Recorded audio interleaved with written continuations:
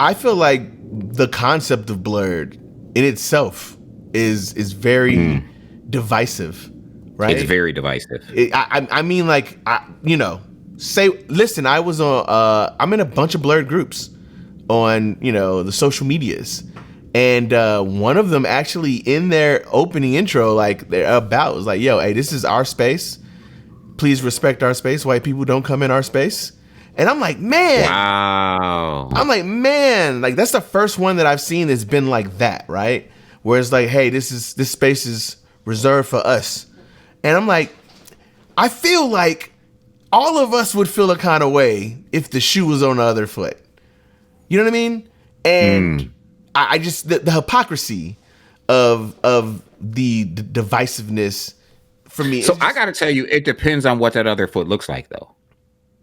It actually depends on what that other foot, what that shoe feels like. I'm not talking about macaroni and cheese. I'm talking about like if no. But what I mean though is because I'm with you, right? But I'm in a few so-called Blerd groups. They don't call themselves Blerd groups, but I'm certainly in specifically on social media, right? And by the way, I'm Issue X, y'all. If the name on the bottom isn't, it's what it is. We didn't do a real intro because this is what we do, right? So I'm in a group on social media, right? It's specifically a Black comic group with the name Black in the title, and the majority of the population in the group, thousands of people, are Black, and they just support Black comics, Black comic related things, Black comic. They don't call themselves Blerds.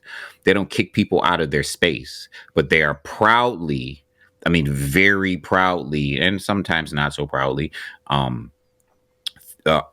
fans of Black characters and Black comics and Black creators specifically. No, not exclusively. Okay. Because they like other comics. Okay. But this specific group is specifically for the proliferation, certainly the praise and honoring, and towards specific. So that I get. And I do think Blerd is divisive. They don't refer to themselves as Blerds or the group as a Blerd group at all. And I do think Blerd is divisive. And I do think if the shoe was on the other foot, it might be problematic. But sometimes, because of the type of situation that we live in on Earth and in America in particular, like, I'm not going to use profanity, even though sometimes I think profanity is the best way to say things. Where I just do. I think it to really drive a point across. I'm not. You absolutely can. You can cuss here. But my full-fledged middle finger, of course. But my full-fledged middle fingers, in some cases, to the other foot. And there's a historical precedence for that, right? Obviously. Like I was, So in some cases, it's like, all right, well, some of these spaces exist because you didn't give people place or space. You know what I mean? Like, you ain't include them in your space. So that's why some of these spaces exist. But that's all I'm saying. I just feel like the level of hypocrisy of this idea of isolationism or just the division between or the distinction, that's a better word, the distinction of being a Black nerd in a group that is exclusively for Black nerds. It feels like, I think the reason why I have a different perspective on it is because I grew up in the military, right? When I say I grew up in the military, I mean, as a child, I was in the hood, right? But I still had friends that were white. You know what I mean? Not necessarily from where I was from, but from different programs that I met. And, I was born in Hawaii and I grew up in Virginia. My next door neighbor was a white kid named John, and he was my best friend. And then when I lived in Chicago, I was surrounded by a bunch of Black people that, were into the same things that I was into or into other things. And, I learned those things from them. And then we moved to the suburbs of Chicago, and my best friend was white again. His name was Mark, and we were into the same things. It's never been like, yo, this is only for me, or this is only, you know what I mean? Like, everywhere I've been, it's been, predominantly a very melting pot type of experience. Chicago is a very diverse city. The south side of Chicago is Black as fuck. You know what I mean? But when you go up north, or if you go, in the suburbs, there's all sorts of people, and that kind. I grew up in a similar background. Yeah, I grew up very much in the hood, via the projects or the hood, but because I grew up with a single mom who was educated, I was exposed to I have white friends. I didn't just stay in the hood. Right. I got carted off and put in programs, and you know what I mean? Yeah, so I didn't just stay in the hood. So I was exposed to these things. And there's a level of indoctrination that is both positive and negative that comes from that. And it is an indoctrination because it causes us to see and accept things in an ideal way, in a very ideal and a very altruistic way for what they are. But that shouldn't allow us to ignore that. And because what you're speaking about, right? When you say that there's a level of hypocrisy, brass and tacks, right? Black and white, of course. That's what it is. If you really want to define it, 100%, it's what it is. However, it isn't if you consider that there's a difference between segregation, which is not willful, like I can't play in this space because you just won't let me, versus I choose to be in this space. I'm choosing. I have an opportunity to come play in this space, but I'm actually choosing to play over here in this space. So, yes, I can come play in this space, but I'm choosing to say, you know what? I want to go over here and I just kind of want to play in this space. And you can come and you can observe and you can kind of participate, but I want you to understand that this is the space that we created. And while there may be a measure of hypocrisy to it, the reason why we can say this is because of a situation that you created. You actually created the situation and the circumstances by which we sometimes have to say, in order for us to do this safely, we have to do it in our own space. I think that's fair. I think that deserves some applause. I feel like the only issue that I have with that issue is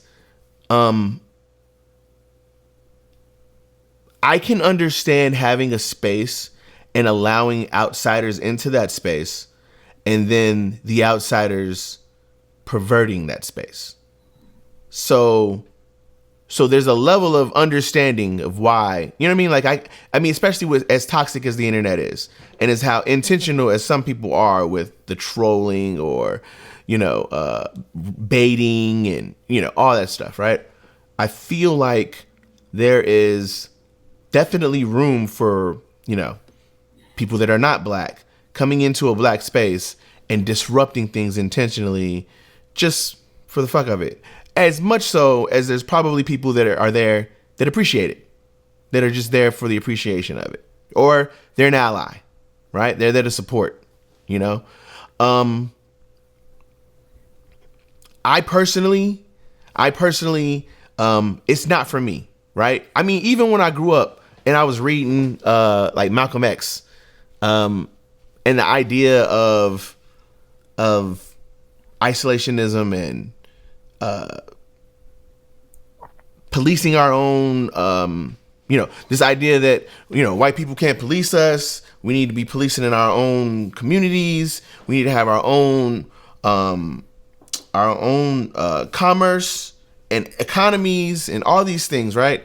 I never really bought into that idea because to me it was the opposite of the idea of that, hey, everything can be all of this stuff at one time. You know what I'm saying? It's for me, it felt like the same thing, right? It's like, the thing that we don't like, the ostracization, the discrimination, the stereotypes, the assumptions, those things are then perpetuated against someone else. You know what I mean? And I felt like my life experience taught me otherwise, right? I've known plenty of white people who I've admired, grew up, was best friends with, we created art with, enjoyed my fandoms with, you know what I mean? Like, and I didn't feel like their skin color made any difference other than when it came to issues of culture, right? and them just not knowing, you know, that experience or being aware of what that experience is. So, but there's an inherent problem here that is above you and above me, right? That's not something that not above us, but it's something that is beyond us, meaning that, and it exists, right?